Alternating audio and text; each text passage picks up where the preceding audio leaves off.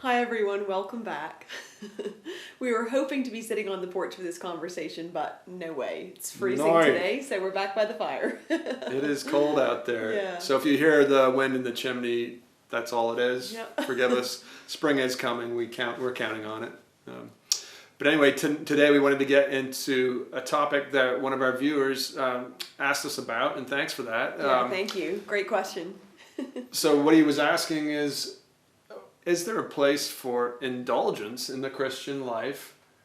And can we offer any perspective on that also out of our communal setting? And it's an interesting one. And the word indulgence, first of all. We were like, what? Well, it takes me right back to my childhood when we used to watch these movies about Jan Hus and the early reformers, and people were busily buying indulgences to get themselves out of purgatory. But it's not what he meant. I think we're gonna let that one go through to the keeper. So the first thing we need to do is actually define what we're talking about. Yes. Yeah. Tell me what you think the Bible means by indulgence, self-indulgence, the negative aspects of indulgence. Well, I think it means when we are using things to make our life better for ourselves, when we're being selfish, when we're either hoarding resources or using them, wasting them unnecessarily on ourselves. I think those are the danger points, and it's a really, really great question. So the Bible, both Old Testament and New, is pretty prescriptive around the things that we shouldn't do. The types of stuff that clearly lead us away from God and away from fellowship with other people. Yeah. And so if we're talking about indulgence to mean, is there a place to do stuff that we know is clearly wrong, then I think categorically we can just take that off the table and say, no. That's not going to work, right? Yeah. So I think what the guy writing to us was asking more, there's so much nuance to what is selfish behavior, what is me-centered, and how do we gauge how much of that is appropriate, is any of it appropriate in our lives? And then in our context too, how does that fit in with community? So keep going. Well, I was just remembering how every time guests walked into our house when we were children, my mother would say, well, she would just get out the best for them, whether it was food. Well, it was always food, but the best cutlery, the best glasses, the best chocolate, the best drink and food. And she would always say later, I'd be like, oh, it's all gone, or whatever it's all gone. And she would say, we never know when we'll have an opportunity to love somebody again like that. And I really learned that, and that way of showing hospitality, not in a stingy way, but a lavish way. And I think it's a healthy tension. I think it's an important thing to talk about, because there's a kind of aesthetic that can lead us in the opposite direction. Sure. And there's a kind of also indulgence or over lavishing that can be selfish. Sure. And speaking of aestheticism, so Jesus confronted the Pharisees on this, didn't he, when he was saying, John the Baptist came before me and he didn't eat lavishly, he didn't drink alcohol, and you didn't listen to him. Now the Son of Man shows up, and I'm eating and drinking and being one among the people, and you're not listening to me either. So which way do you guys want it, right? And I think there's a tension that each of us has to struggle with, like you say, around that Pharisaical attitude versus just giving in to everything and saying, oh, it's all great, just bring on the party. And I think if we look at the ministry of Jesus, it started. He took an okay party and made it really great with his first miracle. And not making sort of mediocre wine. He's just going for the top shelf. And then also toward the end of his life, when the woman who was a great sinner, cleansed his feet with that expensive oil, the Pharisees again were like, well, his own disciples were were like, that's so not cool. And he was basically saying, she's actually showing the way of how to love. And I think it's an important thing to think about, to ponder, and to work on putting it in authentically into our authentically into our daily life.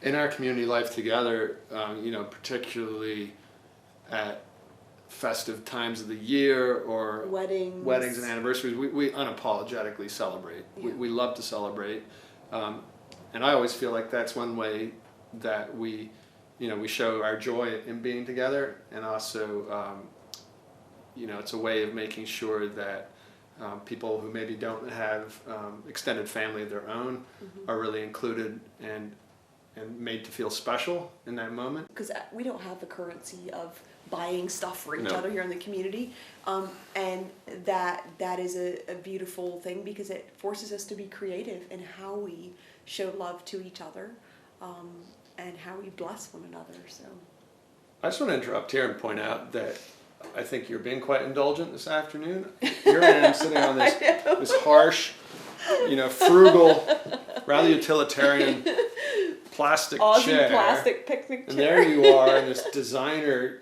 glider. It's your mother. Very major. No, it's very appropriate, and I'm pleased to be able to honor you in this way. But it is also, bordering on self-indulgence. It's not exactly a bed of nails. Bon Jovi aside. Yeah. Yes. Getting a little off topic here. I think when we are able to demonstrate love to one another with things like food and drink and festival times, it's a kind of a grace. It's a kind of an undeserved, here we are together. It's almost like a little parable, isn't it? Yeah, a little parable in itself. But and this is always, I remember as a child thinking about it, and these thoughts have never left me. When you think of people who are suffering the world over, who don't have food, who don't have safety, who are fleeing war, who are refugees, who are just the basic necessities that we take for granted every day, or shouldn't take for granted, but do. Where's the balance, know? And that's where that tension comes in that we're talking about. I think one way of looking at this too is to look back at Jesus' first disciples, the early church. Yeah. And even their detractors noted that in the areas where these people lived, there were no poor. They looked after not only their own, but the wider community. That's a massive challenge to our community, the Bruderhof community, but it's a challenge, to any of us who profess to follow Jesus. What are we doing to make sure that the people right around us are cared for? And obviously that's a massive question, and there's no quick fix solutions for that. But I think we're seeing that even in our local area, an intentionality among churches to work more together to alleviate suffering, and in that way, be the hands and feet of Christ, but without being sort of pretentious or religious about it. Just getting on with what we owe to our fellow human beings. And when we choose not to spend things on ourselves, we have those extra resources to spend on our neighbors who need it. And we've always found that out of our abundance, when we're able to give, the returns are a richness of heart. It's not a thing. It's a win-win. And it, like Chris said, it's been really amazing. First during the drought and the fires, then on the back of that came the pandemic, to see our churches, dropping the divisions and working together to be the hands and feet. And that's not to pat any of us on the back. Obviously, there's a lot more, probably there is more that we can do, and probably more that we should do. And again, we need to, I think, as people of faith, be wrestling with this tension all the time. There's a lot more we could go into here. It's interesting. You take like the story of the prodigal son, right, where the guy, first of all, his father's not even in the ground. His father's still alive, and he takes his inheritance off his father. Thank you very much. He goes away, he squanders all of it. So he's very self-indulgent, massively, stupidly so, right? Yeah. To the point where he's completely destitute. He's eating swill for pigs, etc. He comes home. What does his father do? Throws him another party. Yeah. And the older brother, which there's the older brother in all of us going, oh yeah, I'm the faithful one, and I get nothing. Yeah. And the father saying, that love I have with you all the time. This is the lost. Now I'm conflating a lot of ideas, because obviously the point of that parable is the overwhelming love of God for each of us.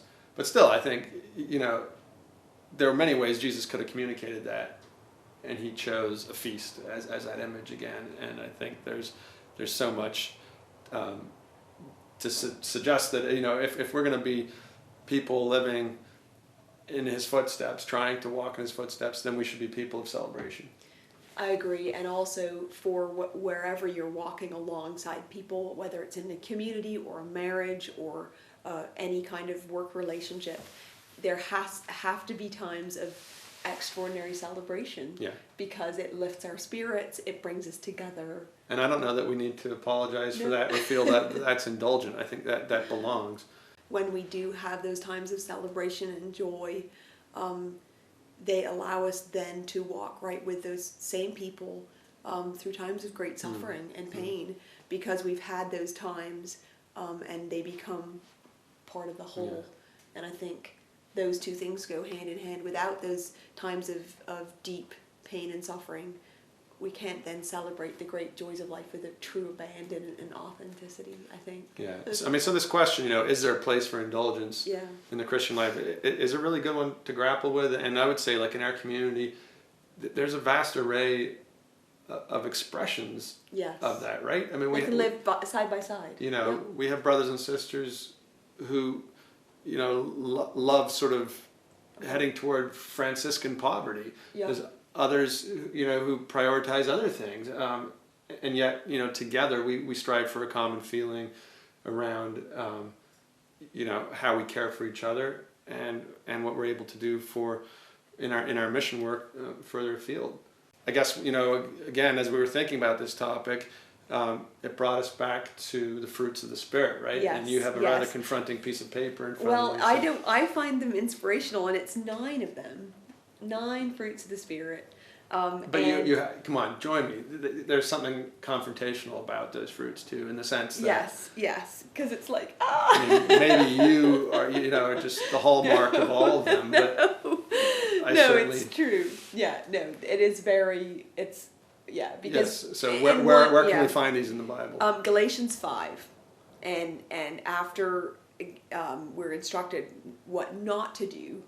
And it's, you know, division, anger, envy, dissension, those would lead the top of the list. We're told what the fruits of the Spirit are. So hit me. Love, joy, peace, patience, kindness, goodness, faithfulness, gentleness, and self-control. There's no law against any of those. So let's go get them. Why do I feel like I just struck out swinging? That's where grace comes in, right? Grace, yes. Yeah.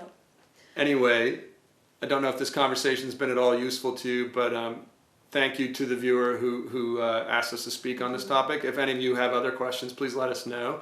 But we do hope you feel encouraged and uplifted, and wherever you are, whatever you're going through, we wish you every good thing, and we look forward to connecting again soon. So all the best. Yes, talk soon. Yeah. Stay well.